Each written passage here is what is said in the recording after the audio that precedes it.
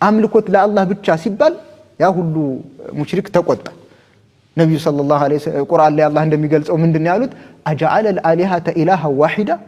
እነዚህን ሁሉ 360 ጣዖት እንግዲህ ሙሽሪኮች የሚያመልኩት በየቀኑ አንዳንድ ጣዖት ነው ሰይሞ ማለት ነው። ስም ዛሬ ከሌ ነው፣ ዛሬ ከሌ ነው፣ ዛሬ ከሌ ነው ተብሎ ስም ተሰይሞ ያን ሁሉ ጣዖት ቀን አለው የሚመለክበት።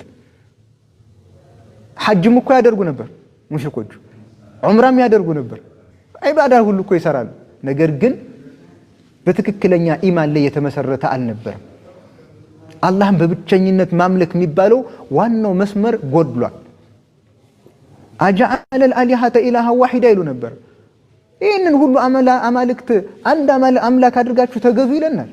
ኢነ ሃዛ ለሸይኡን ዑጃብ፣ ይሄ በጣም የሚያስገርም ነገር ነው እያሉ ይሉ ነበር። አንድ ባሪያ አላህ ጌታዬ ነው ሲሳይ የሚሰጠኝ እሱ ነው ስላለ ብቻ ከቅጣት አያድነው። ይሄ ከቅጣት የሚያድን ቢሆን ኑሮ የነብዩ ሰለላሁ ዐለይሂ ወሰለም አጎት አቡ ጣሊብ ያን ያክል የለፋላቸው የታገለላቸው እሳት አይገባም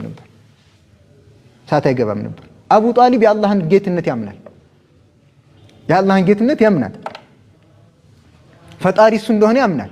ነገር ግን አብረን የምናመልካቸው ነገሮች አሉ፣ እነዚህን አትንካብን ነው ጠው። እነዚህን አትንካብን፣ እነዚህንም ጎን ለጎን አብረን እናምልክ፣ አላህንም እናመልካለን። አይ ካልክ ደግሞ መጨረሻ ለነብዩ ድርድር የቀረበላቸው ምንድነው? አንድ አመት አላህን ብቻ እናምልክ፣ አንድ አመት ደግሞ የኛን ጣዖታቶች አብረን እናምልክ። ለድርድር ይሄ ሁሉ ቀርቦ ነበርኩ። በጣም ብዙ ነገሮችን ለድርድር አቅርበዋል።